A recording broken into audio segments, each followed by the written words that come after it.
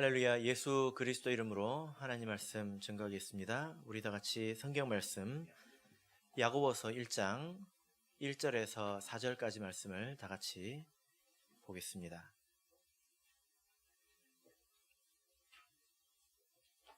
야고보서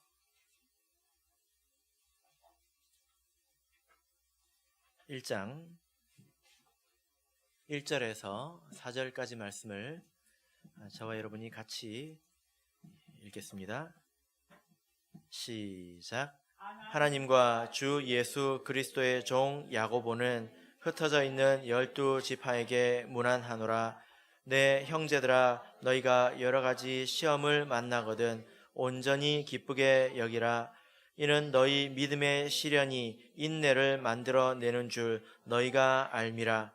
인내를 온전히 이루라. 이는 너희로 온전하고 구비하여 조금도 부족함이 없게 하려 함이라. 아멘. 오늘 이 시간은 인내를 온전히 이루라 라는 제목으로 하나님 말씀을 증거하겠습니다. 요즘 취업이 참 어렵지 않습니까? 면접도 점점 까다로워지는 것 같습니다. 어떤 회사에서 면접을 봤는데요. 그 면접 시간이 언제였냐면 그 해의 가장 추운 날 새벽 4시였습니다. 아주 범상치 않은 그런 시간이죠. 그래서 대상자들이 새벽 4시에 그 회사 앞에 이렇게 모였습니다. 근데 얼마나 추운지 귀, 코, 입이 다 떨어져 나갈 지경이었습니다.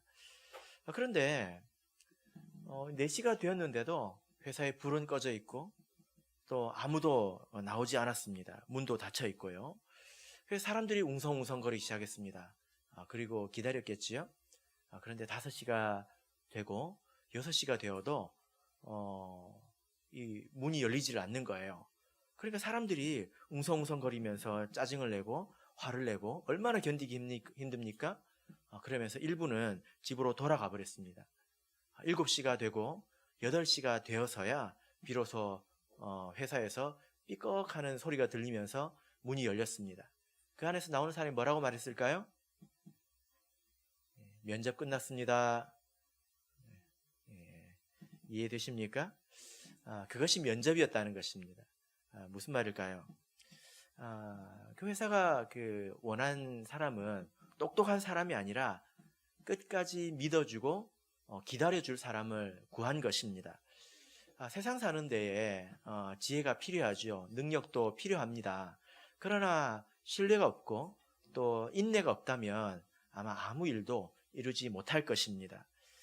우리 믿음 안에도 이런 부분이 있죠. 많은 사람들이 하나님을 믿을 때에 또 믿음을 회복할 때에 지금보다는 좀 나아지지 않겠나 하는 그런 기대감이 있습니다. 그렇지 않습니까? 맞습니다. 하나님을 믿으면 분명히 나아집니다. 그런데 그 안에는 어떤 그 과정이 있다는 것을 알아야 합니다. 하나님을 믿는데 만사형통하던가요? 그렇지 않습니다. 때로는 인생이 춥기도 합니다. 그리고 가난하기도 하고 질병으로 고통을 받기도 하고 또 핍박을 받기도 합니다. 그리고 예상치 못한 어려움을 겪기도 하고 자기가 생각했던 것과는 전혀 다른 길로 접어들기도 합니다. 그래서 많은 사람들이 중간에 낙심하고 심지어는 신앙생활을 포기하는 경우도 있다라는 것입니다. 그렇게 말하지 않겠습니까? 뭐가 좀 좋을 줄 알았더니 하나님 믿어서 좋을 게 뭐야? 그냥 다른 게 하나도 없지 않나?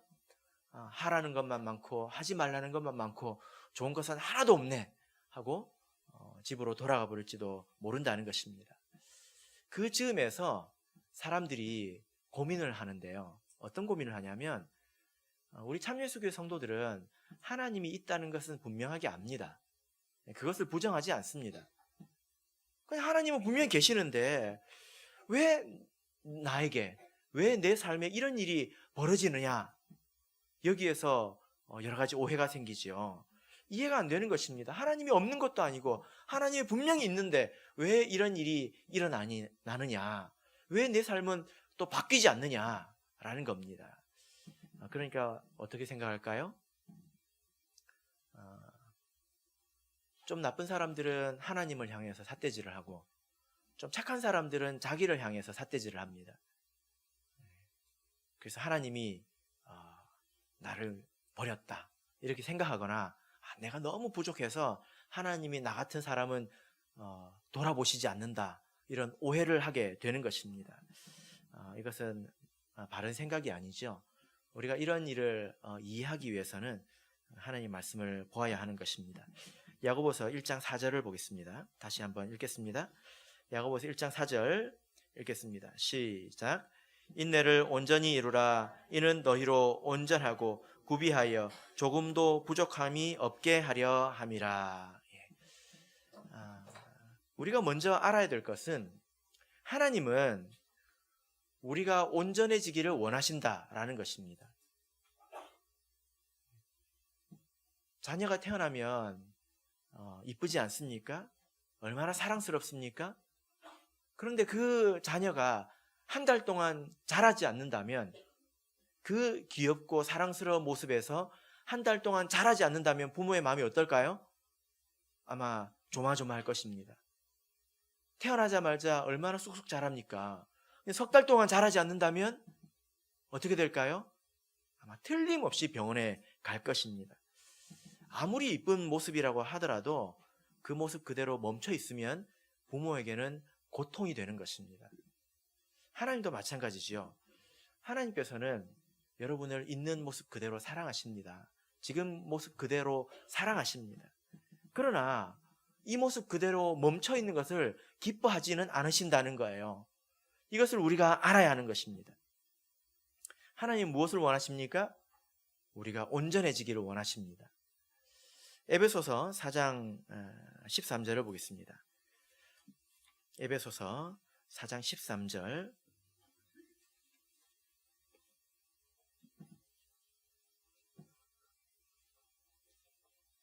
에베소서 4장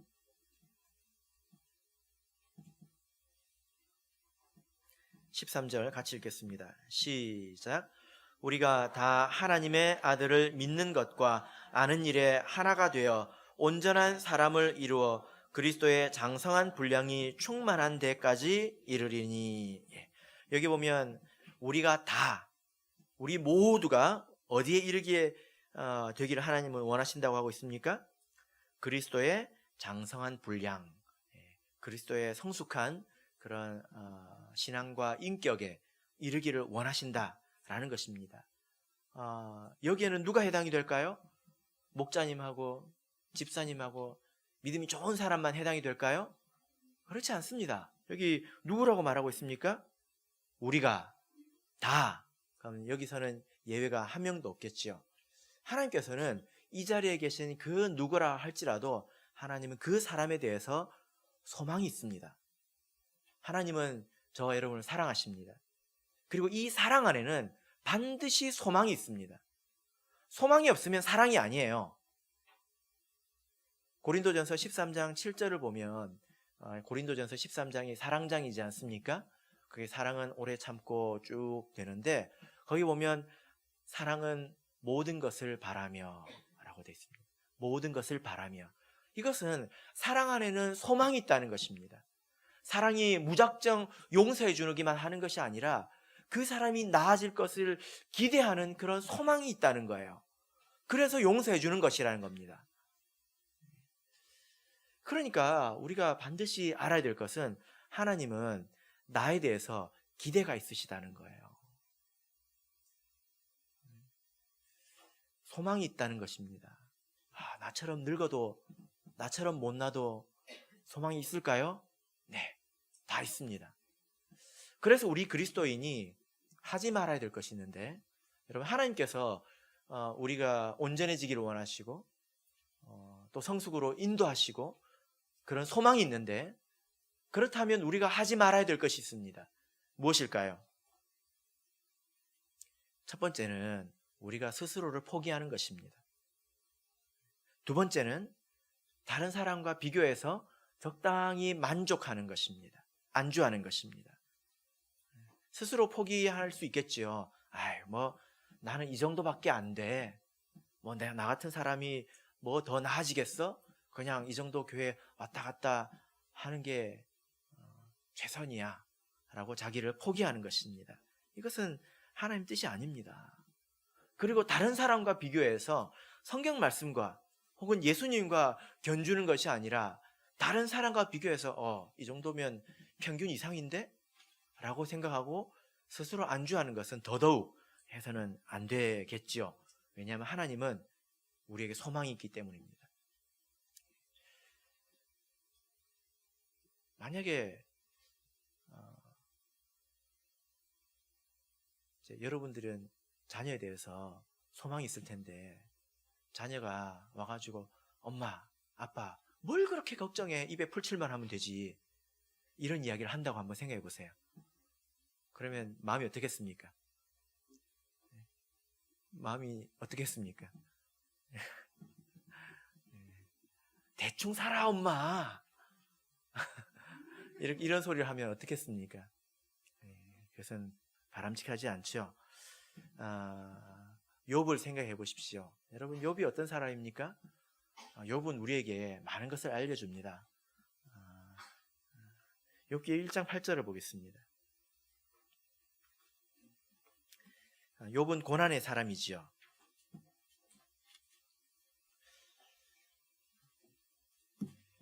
욥기 1장 8절 보겠습니다. 읽겠습니다. 시작. 여호와께서 사단에게 이르시되 내가 내 종 욥을 유의하여 보았느냐? 그와 같이 순전하고 정직하여 하나님을 경외하며 악에서 떠난 자가 세상에 없느니라. 욥에 대해서 어떻게 말하고 있습니까?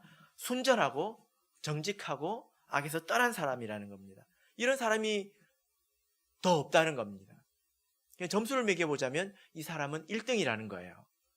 그런데 하나님께서 이 사람을 가만히 두셨습니까? 욥은 죄가 있어서 벌을 받은 게 아닙니다. 욥은 소망으로 인해서 환난을 당한 것입니다. 고난을 당한 것입니다. 만약에 욥이 죄가 있어서 이런 벌을 당했다면 다른 사람은 다 죽었어야죠. 그래요, 안 그래요? 우리가 욥을 그렇게 바라보면 안 됩니다. 욥은 사실은 숨은 죄가 있어서 그랬던 거야. 자기 스스로를 너무 의인이라고 생각해서 그랬던 거야. 이것은 오해입니다. 욥은 자기 자신에 대해서 의인이라고 생각하지 않았습니다. 하나님의 평가가 그렇다는 거예요. 1등이라는 것입니다.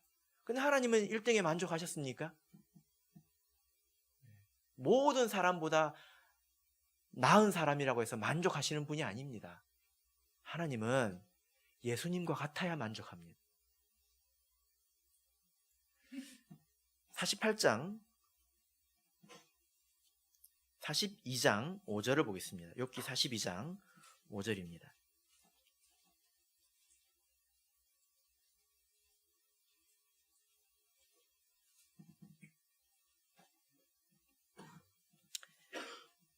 욥기 42장 5절 읽겠습니다. 시작. 내가 주께 대하여 귀로 듣기만 하였사더니 이제는 눈으로 주를 배움나이다. 욥의 신앙이 전혀 달라진 것을 알 수 있습니다. 그리고 욥이 이제 정금 같은 사람이 되었다고 욥기에서 말씀을 하고 있지요. 이 점을 가지고 여러분 하나님이 어떤 분인지 한번 생각해 보세요. 나 스스로 만족한다고 해서 하나님이 가만히 내버려 두지 않습니다. 하나님이 고난을 주시면 사람은 받을 수밖에 없습니다. 피할 수 있습니까? 절대로 없습니다. 하나님이 이런 분이라는 것을 우리가 스스로 알아야 합니다. 그래서 자기 자신을 스스로 단련해야 되겠지요. 하나님은 이런 분입니다. 사람이 스스로 할 수 없는 일을 하나님은 하십니다. 욥이 스스로 더 거룩해지는 방법을 몰랐지요. 귀로 듣는 것밖에 몰랐습니다. 눈으로 보는 것이 있다는 것도 몰랐습니다. 그러나 하나님께서 그렇게 행하셨습니다. 그러므로 자기 자신에 대해서 포기하지 마십시오. 히브리서 12장 2절을 보면 믿음의 주요 또 온전케 하시는 이인 예수를 바라보자. 믿음의 주인이시요 또 온전케 하시는 이 예수입니다. 우리의 믿음을 온전케 하는 분이 누구입니까? 나 자신입니까? 아니에요. 예수님입니다. 이것을 알아야 합니다. 스스로 자만하지도 말아야 되는 것입니다. 본문의 말씀으로 돌아가겠습니다. 야고보서 1장 2절 3절을 읽겠습니다.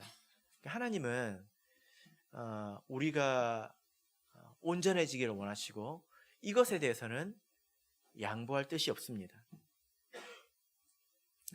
야고보서 1장 2절 3절 읽겠습니다. 시작. 내 형제들아 너희가 여러 가지 시험을 만나거든 온전히 기쁘게 여기라. 이는 너희 믿음의 시련이 인내를 만들어내는 줄 너희가 알미라. 예. 이 때문에 하나님께서 택하신 방법이 무엇입니까? 예, 믿음의 시련이라고 말하는 것입니다. 하나님께서 시련을 주신다는 거예요. 그러나 반드시 그 사람이 견딜 수 있는 범위 내에서 주십니다. 고린도전서 10장 13절을 보면 사람이 감당할 시험 밖에는 너희에게 다한 것이 없나니 오직 하나님은 미쁘사 너희가 감당치 못할 시험 당함을 허락지 아니하시고 시험 당할 쯤에 또한 피할 길을 내사 너희로 능히 감당하게 하시느니라. 이렇게 말씀하고 있습니다. 세상은요 시험을 주고 이 시험에 살아남는 사람만 끌고 가지 않습니까? 근데 하나님의 시험은 그렇지 않습니다. 하나님께서는 그 사람이 감당할 수 있는 시험을 주신다는 거예요. 이 시련의 목적이 무엇입니까? 우리를 온전케 하는 것입니다. 베드로전서 1장 7절을 보겠습니다. 베드로전서 1장 7절 같이 읽겠습니다.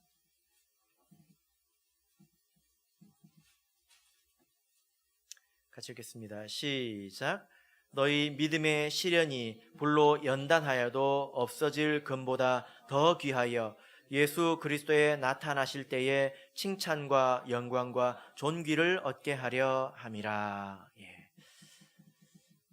여기 보면 시련이 금보다 더 귀하여 예수 그리스도에 나타나실 때에 칭찬과 영광과 존귀를 얻게 하려 하심이라. 우리를 금보다 더 귀한 존재로 만드신다는 거예요. 여러분 이 말씀에 귀를 기울여야 합니다.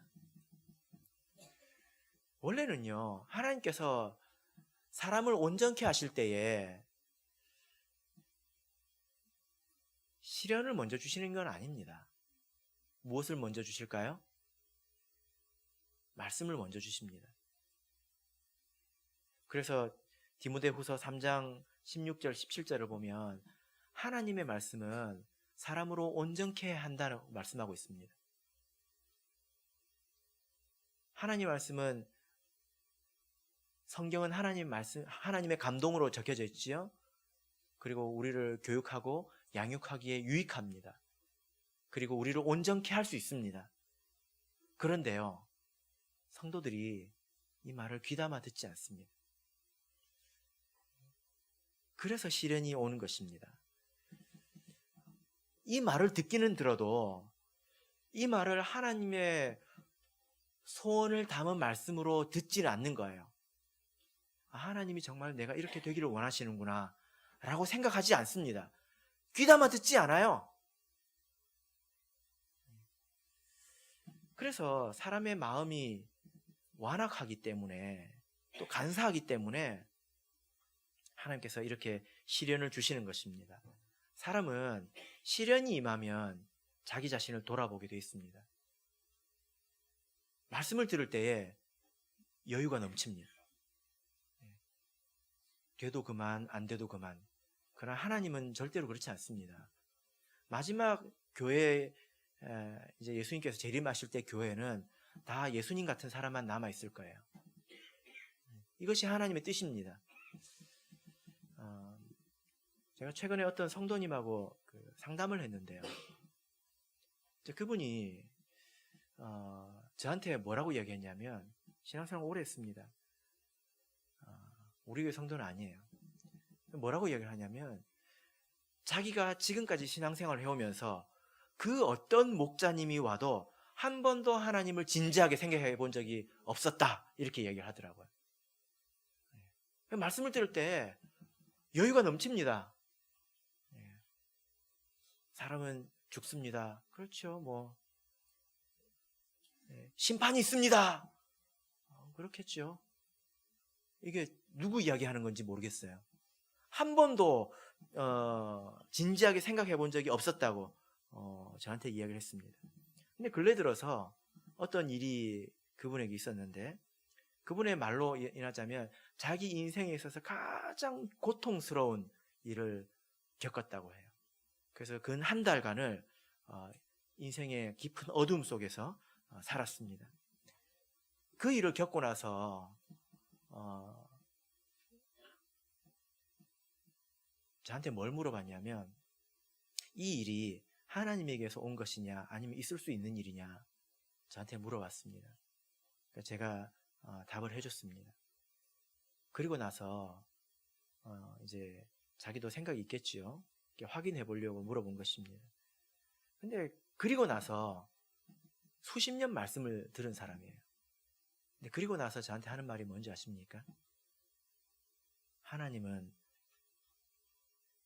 나를 아십니다. 이게 무슨 말일까요? 하나님은 나를 아십니다. 내가 어떤 길을 걷고 있는지, 하나님은 내 급소가 어딘지 하나님은 안다는 거예요. 자기가 다 이렇게 쌓아놓고 포장을 해놓고 방어를 했지만 하나님은 나를 아신다는 겁니다. 그리고 저한테 이제 돌아가서 문자가 왔는데, 뭐라고 문자를 보냈냐면, 지난 삶의 모습을 되돌아보며 한없이 부끄러워지고 죄의 유혹으로 강팍하게 된 모습으로 돌아가기를 원치 않습니다. 수십 년 동안 이런 말이 그 입에서 나오리라고는 한 번도 저는 상상을 해본 적이 없습니다.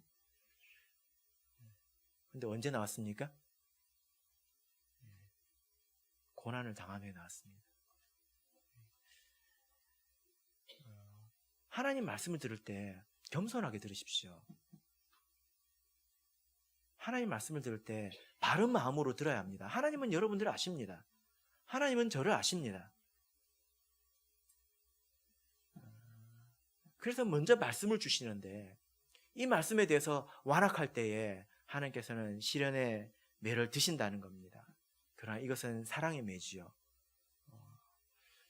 그래서 시편 119편 71절을 보면, 고난당한 것이 내게 유익이라 이로 인하여 내가 주의 율례를 배우게 되었나이다, 이렇게 말씀하고 있는 것입니다.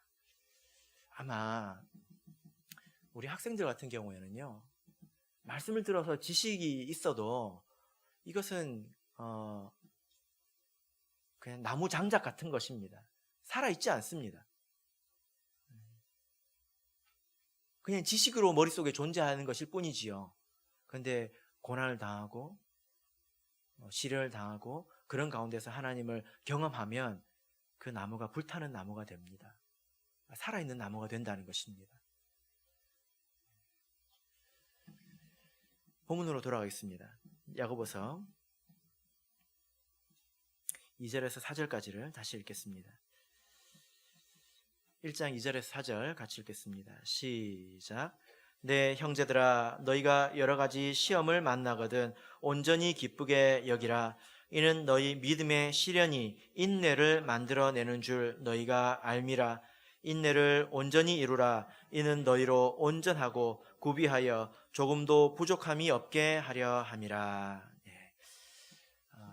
꼭 기억하시길 바랍니다. 하나님은 우리가 온전하게 되기를 원하십니다. 목자님은 말밖에 못해요. 그러나 하나님은 말 이상의 것을 할 수 있다는 것을 여러분들이 알아야 합니다. 하나님은 우리를 불 속에 집어넣을 수도 있습니다. 불 속에 사는 것 같이 또 만들 수 있습니다. 그래서 우리가 하나님 말씀 앞에서 겸손할 때에 우리가 그래도 시련을 적게 당하겠죠. 그런데 이 말씀을 이렇게 보면 우리에게 시련이 임하는 또 하나의 이유를 말씀하고 있는데요. 3절을 보시면 이는 너희 믿음의 시련이 인내를 만들어내는 줄을 너희가 알미라. 이 시련이 무엇을 만들어낸다고 말하고 있습니까? 인내를 만들어낸다는 것입니다. 그래서 4절을 보면 인내를 온전히 이루라 이렇게 말하고 있습니다. 시련이 차곡차곡 쌓이면 인내도 차곡차곡 쌓여서 인내가 온전해진다는 거예요.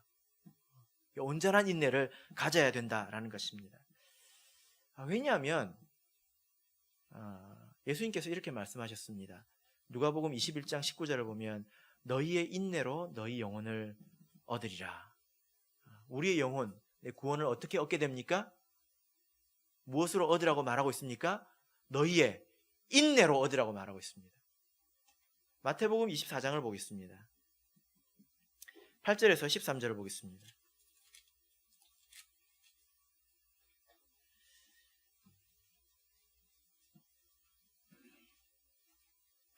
마태복음 24장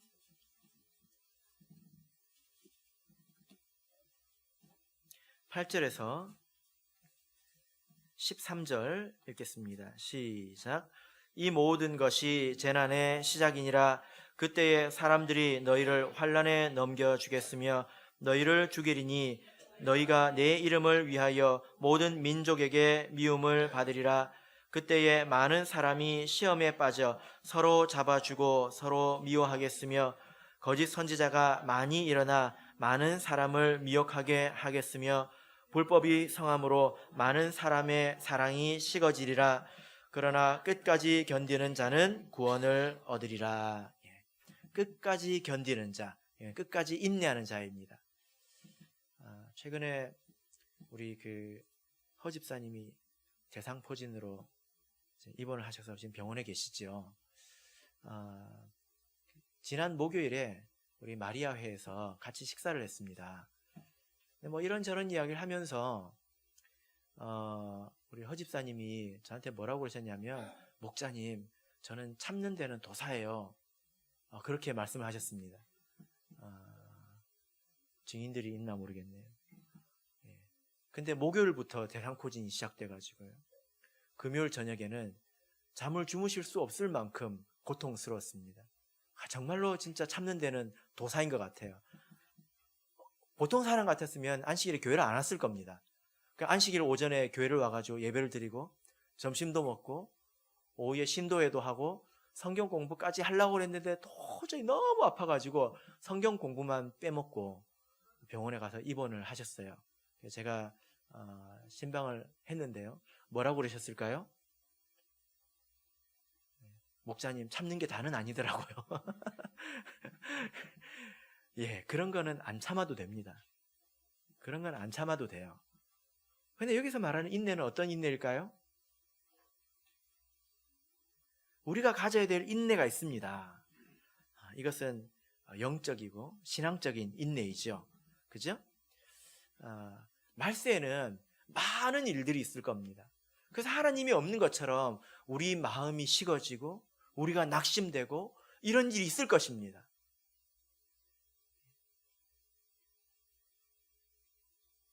그래서 끝까지 내가 죽도록 아무 일도 없어도 내 믿음을 포기하지 않을 만큼 인내가 있어야 된다는 거예요. 인내의 끝판왕이죠. 그런데 여러분, 마라톤을 한번 생각해 보시기 바랍니다. 마라톤이 몇 킬로입니까? 42.195km죠. 여러분 뛸 수 있겠습니까? 5km만 뛰라고 해도 여기서 5km 뛸 수 있는 사람은 10명이나 될까요? 10명도 안 될 것 같습니다. 마라톤을 끝까지 뛰려면 뭐가 있어야 됩니까? 지구력이 있어야 되죠. 근데 이 지구력은 어떻게 생깁니까? 어떻게 생깁니까? 내가 작심하고 42.195km를 한번 딱 뛰면 그때 생깁니까? 아니에요. 작은 것부터 해야 됩니다.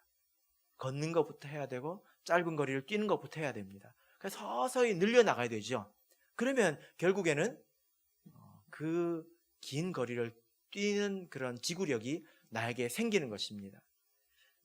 신앙도 마찬가지예요. 우리가 신앙생활을 하면서 이런저런 일을 겪습니다. 한번 생각해 보세요. 어차피 하나님께서 응답해 주실 텐데 왜 시간을 끄시는 걸까요? 어차피 낫게 해주실 것인데 왜 아프게 하시는 걸까요? 어차피 형통하게 해주실 텐데 왜 그러시는 걸까요? 우리에게 잘못이 있는 것이 아니면 거기에는 하나님의 뜻이 있습니다. 무엇입니까? 우리에게 인내를 가르치는 것입니다. 우리가 신앙생활을 하면서 이런저런 일을 만나기도 하고 그리고 열심히 무언가를 했는데도 열매가 없기도 합니다. 그러나 그것이 우리에게 오히려 힘이 된다는 거예요. 한번 생각해 보십시오, 여러분. 기도했을 때 바로 응답되면 좋겠죠? 정말 좋겠죠? 다시 한번 생각해 보십시오. 정말 좋을까요? 내가 정말 하나님 뜻에 맞는 기도만 한다고 치더라도 바로바로 응답되면 정말 좋을까요?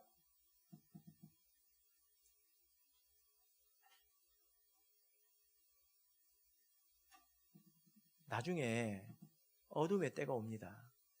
그때는 하나님의 응답이 늦습니다. 그렇게 내가 기도할 때마다 바로바로 응답이 온다면 내가 하나님을 믿는 믿음은 커지겠지만 하나님을 신뢰하는 것은 줄어들 거예요. 한 번 응답이 없었을 때, 또 한두 번 시간이 늦어질 때, 왜 이러지? 왜 이러지? 참을성이 사라지게 될 것입니다. 이 말씀을 이해하시겠습니까? 갈라디아서 6장 9절을 보겠습니다. 갈라디아서 6장 9절입니다.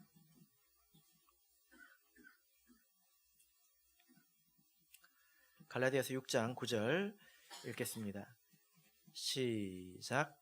우리가 선을 행하되 낙심하지 말지니 피곤하지 아니하면 때가 이름에 거두리라. 우리가 선을 행할 때 낙심하지 않으면 때가 되면 다 거두게 됩니다. 그러나 이것만이 우리에게 주어지는 것은 아니에요. 우리의 인내가 키워집니다. 그리고 하나님께서 결국 들으신다는 그런 신뢰가 커집니다. 그래서 결국에는 끝까지 참을 수 있어야 됩니다. 그래서 그 인내로 우리가 마지막 그 시련을 빠져나올 수가 있다라는 거죠. 사람은요, 우리에게 시련이 올 때에 어떻게 하면 이것을 빨리 빠져나갈까 이 궁리를 합니다. 어떻게 이것을 빨리 면해볼까 이렇게 생각을 합니다. 이것은 본능이죠. 그럼 항상 그 일을 반복하게 될 것입니다. 성경을 통해서 배우시길 바랍니다. 여러분, 하나님께서 우리에게 주신 시련이라면 우리가 스스로 빠져나올 수 있겠습니까? 한번 생각해 보십시오. 하나님께서 우리에게 주신 시련이라면 내가 스스로 빠져나올 수 있겠습니까? 없겠습니까? 한번 생각해 보시길 바랍니다. 그것은 때가 되어야 되는 것입니다. 시련이 있을 때는요, 하나님의 뜻을 생각하면서 인내해야 됩니다. 참는 것이 가장 잘하는 것일 때가 있습니다. 그리고 그 의미를 알아야 합니다. 그래야 우리가 결국에 마지막 순간에 인내할 수 있기 때문입니다. 야고보서 5장 11절을 보겠습니다.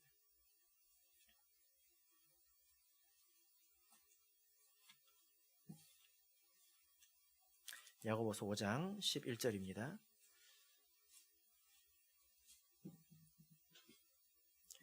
야고보서 5장 11절 읽겠습니다. 시작. 보라, 인내하는 자를 우리가 복되다 하나니 너희가 욥의 인내를 들었고 주께서 주신 결말을 보았거니와 주는 가장 자비하시고 긍휼히 여기는 자신이라. 욥이 고난의 때 무엇을 했습니까? 그 형편을 벗어나기 위해서 욥이 무엇을 했습니까? 아무것도 안 하는 것을 했습니다. 인내했다는 것입니다. 마라톤을 다시 한번 생각해 보시길 바랍니다. 마라톤은 정말 쉬워요. 마라톤에서 금메달 따기는 정말 쉽습니다. 몰라서 못 따는 건 아니에요. 그죠? 그냥 참고 열심히 뛰면 됩니다. 근데 사람들이 왜 못 땁니까? 몰라서 못 땁니까? 거리가 몇 킬로인지, 어디로 뛰면 되는지 몰라서 못 따죠? 딴 길로 갑니까? 아니죠. 왜 못 땁니까? 인내심이 없어서 못 딴다고요. 지구력이 없어서. 그죠? 구원도 마찬가지입니다. 어떻게 해야 구원을 받는지 몰라서 못 받을까요? 마지막 때에 몰라서 못 받을까요? 아닙니다. 인내가 준비되어 있지 않기 때문입니다. 그래서 우리가 지금 참는 것도 필요한 것입니다. 우리가 지금 인내하는 것이 지금 필요하다는 거예요. 그래서 그런 인내가 있을 때에, 시련이 있을 때에 우리 인내를 온전히 이루라는 것입니다. 그냥 이것을 어떻게 한번 면해보려고 아등바등 하지 말고 하나님을 믿는 믿음 안에서 이것을 견뎌보라는 것입니다.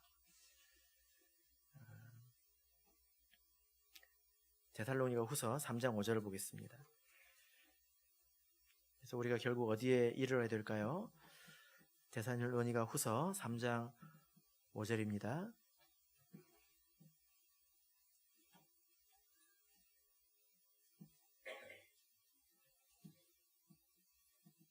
데살로니가 후서 3장 5절 같이 읽겠습니다. 시작. 주께서 너희 마음을 인도하여 하나님의 사랑과 그리스도의 인내에 들어가게 하시기를 원하노라. 바울 사도가 축복하고 있습니다. 무엇을 축복하고 있습니까? 그리스도의 인내에 들어가게 되기를 원한다는 겁니다. 이것은 끝까지 견딜 수 있는 사람이 되어야 된다는 것입니다.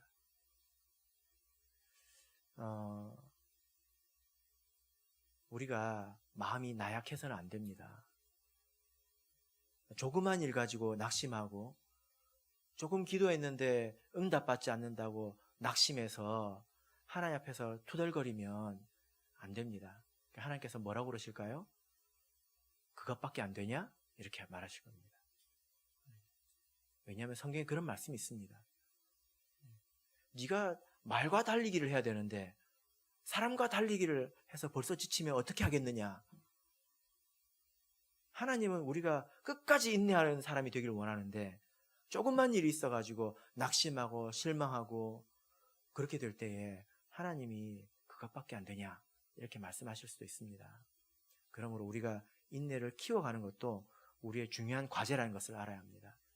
그것이 나중에 저와 여러분의 생명이 될 것입니다. 지금 있는 시련과 시험으로 병들지 말고 이것을 믿음으로 극복하십시오. 인내하십시오. 말씀의 결론 맺겠습니다. 하나님께서는 우리가 온전하게 되기를 원하십니다. 그리고 이 교회의 마지막 때에 이르러서는 우리가 다 예수님 같이 되기를 원하십니다. 이건 이미 정해진 것입니다. 내가 만약에 스스로 지금의 자포자기하고 만족해버린다면 그 사람은 이미 그때가 되면 교회 밖에 있을 겁니다. 교회 안에 있을 수가 없습니다. 이건 정해진 것입니다. 그때가 되면 나가라고 할 것입니다. 하나님께서. 그래서 자기 자신에 대해서 어떻게 마음을 먹느냐가 굉장히 중요합니다. 내가 비록 이 모양 이 꼬라지지만 나는 정말 볼품이 없지만 믿음의 주인이시고 온전케 하시는 이는 예수이기 때문에 나는 아직 포기하지 않았다. 나는 그 길을 끝까지 따라가겠다. 그런 마음이 있어야 됩니다. 예수님께서 나에게 소망이 있다는 것을 알아야 합니다. 그래서 우리가 말씀을 들을 때에 이 말씀은 나에 대한 소망의 말씀으로 받아야 합니다. 우리는 다 허집사님처럼 돼야 됩니다. 인내의 끝판왕이 돼야 돼요. 그죠? 끝까지 참는 사람이 돼야 됩니다. 못 견딜 만큼. 말씀을 들을 때에 바른 자세로 듣고 그래도 우리가 이룰 수 없는 영역은 하나님께서 시련으로 우리를 다듬으십니다. 그러나 하나님께서는 감당할 고통만을 주십니다. 그래서 견디고 견디고 견디고 견디다 보면 우리는 아마 지구 한 바퀴를 뛸 수 있는 그런 지구력이 생길 것입니다. 그래서 마지막 어둠의 때에 깊은 어둠이 와서 끝까지 견디는 자는 구원을 얻으리라 할 때 그 사람이 결국 구원을 얻게 되는 것입니다. 시련은 이런 의미가 있습니다. 지금 우리를 온전케 합니다. 그리고 우리의 인내를 키워줍니다. 바라옵기는 우리에게 어려움이 있을 때에 이것을 하나님께서 주시는 것으로 받고 나의 인내의 자양분으로 삼으시기를 예수 그리스도 이름으로 축복합니다.